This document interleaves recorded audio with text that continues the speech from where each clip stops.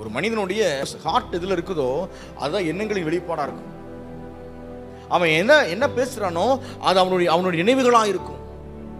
அவன் இங்கே திங்க் பண்ணுறது தான் இங்கே பேசுவான். அவனுடைய மைண்ட் செட், அவனுடைய எண்ணங்கள் வெளிப்பாடு தான் வார்த்தைகள். வேதாகமம் முழுவதும் தேவனுடைய வார்த்தைகள் எல்லாம் அவருடைய இருதயத்தின் வெளிப்பாடு.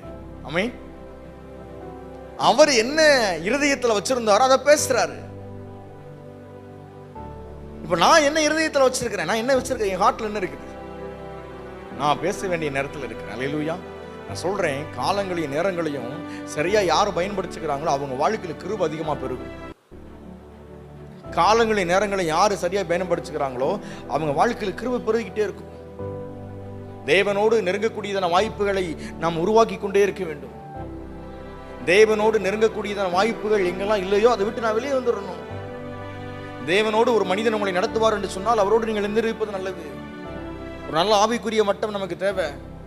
நல்ல வார்த்தைகள் பேசக்கூடிய நபர்கள் நமக்கு தேவை. ஆனா எல்லாம் நேராக எங்க போகணும்னா என்னை பிதாவோடு போய் சேர்க்கணும். என்னை எல்லாம் இயேசுவோடு போய் சேர்க்கணும். மனித ஞானங்களிலும் மனிதனுடைய எண்ணங்களிலும் மனிதனுடைய திட்டங்களிலும் நம்ம வாழ்ந்துடவே கூடாது.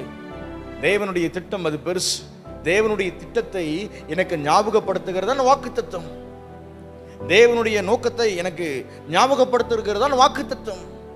என் வாழ்க்கையில் நான் எங்க செல்ல வேண்டும், என்ன செய்ய வேண்டும், எப்படி பேச வேண்டும் என்கிறதான தீர்மானங்கள் எடுக்க பண்ணுகிறதான் வாக்கு தத்துவம்.